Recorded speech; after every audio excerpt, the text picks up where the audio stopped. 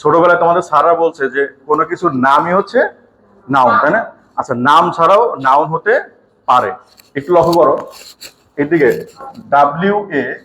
WATER, পিছন থেকে লেখা দেখা যায়। আচ্ছা বলো তো, ওয়াটার কোন পার্টস অফ স্পিচ? ওয়াটার পানির নাম, এটা তাহলে এটা কি নাউন। সবাই মনে রাখো, NOUN, ওয়াটার হচ্ছে নাউন।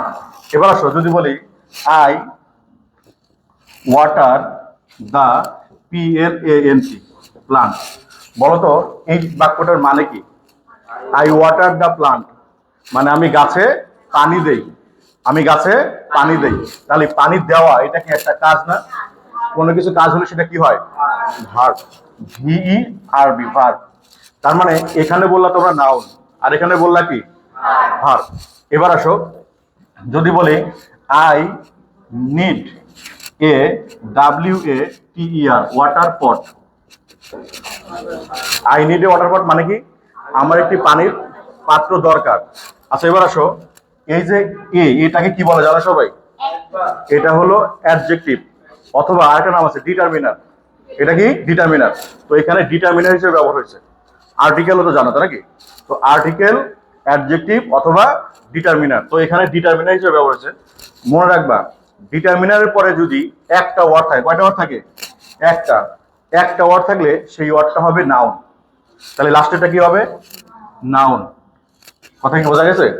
তারপরে যদি দুইটা ওয়ার্ড থাকে তাহলে লাস্টেরটা হয় নাউন আর তার আগেরটা হলো অ্যাডজেক্টিভ।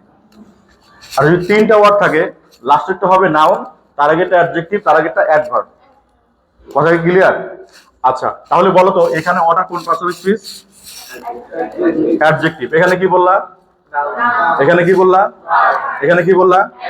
তার মানে একই ওয়ার্ড সেন্টেন্স বেঁধে একটা নাউন, একটা ভার্ব, একটা অ্যাডজেক্টিভ হতে পারে। কথা কি বোঝা গেছে? আর একটা এক্সাম্পল দেই, বলো তো BUT, বাট। বাট কোন পার্টস অফ স্পিচ? কে বলতেছিল? Conjunction, right.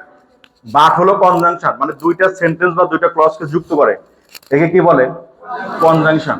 ওকে, এবার আমি যদি লিখি, সবাই সেন্টেন্সটা জানো, none but Allah, Allah can ACLP, help আর হেল্প আস। আচ্ছা দেখো তো, এখানে বাট শব্দটার অর্থ কি? None but Allah can save us, এর মানে হচ্ছে আল্লাহ ছাড়া কেউ আমাদের সাহায্য করতে পারে না। ভালো লক্ষ্য করো, none but Allah can save us মানে আল্লাহ ছাড়া কেউ আমাদের সাহায্য করতে পারে না। আমরা ছাড়া ইংরেজি হচ্ছে উইদাউট, উইদাউট না, উইদাউট আল্লাহ, আল্লাহ ছাড়া। তার মানে এখানে এটা হচ্ছে প্রিপজিশন, যে উইদাউট প্রিপজিশন, তাহলে এখানে বাট হচ্ছে preposition.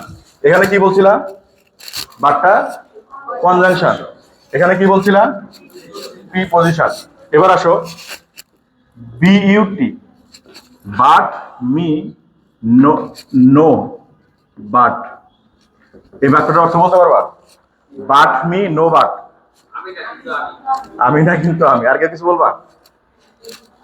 But me no but, এই শব্দটা, বাক্যটার অর্থ হচ্ছে আর কোনো কিন্তু কিন্তু করো না। কি বলছি বলো তো?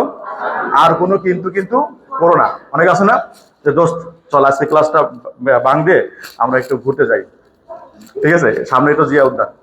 না দোস্ত, আজকে আলামিন স্যারের ইংলিশ ক্লাস খুব ইম্পর্টেন্ট ক্লাস, যাওয়া যাবে না। বলে কি হয়েছে, আলামিন স্যার তো অনলাইনে ভিডিও দেয়, দেখে নেবো নি, ঠিক আছে। না না, যদি আলামিন স্যার আবার বাসায় বিচার দেয়, সবার নাম্বার এখানে আছে, গার্ডেন নাম্বার, যদি বিচার দিয়ে দেয় তাহলে সমস্যা। বলে না কিছু হবো না, একদিনই তো, ছাটের পাবো না, ঠিক আছে। কত স্টুডেন্ট তো মিস দেয়। বলছে বাট মি নো বাট, আর কোনো কিন্তু কিন্তু করো না, যাইতে হবে, দরকার আছে। কথা কি বোঝা গেছে? তাহলে এই বাট মি নো বাট মানে আর কোনো কিন্তু কিন্তু করো না। শোনো, আর কোনো কিন্তু কিন্তু করো না, এখানে কোনো সাবজেক্ট নাই। সাবজেক্ট নাই মানে ভার্ব দিয়ে শুরু হয়েছে, এটা ইম্পারেটিভ সেন্টেন্স। তার মানে প্রথম ওয়ার্ডটা হচ্ছে ভার্ব। প্রথমটা কি বললাম? ভার্ব। বলো তো এখানে বাট কি বলছিলাম? কনজাংশন। এখানে কি বললাম? প্রিপজিশন। এখানে কি হলো? এবার এই যে এখানে বলছিলাম এ হলো ডিটারমিনার, এটা কি ডিটারমিনার পরে একটা ওয়ার্ড থাকলে কি হয়? নাউন।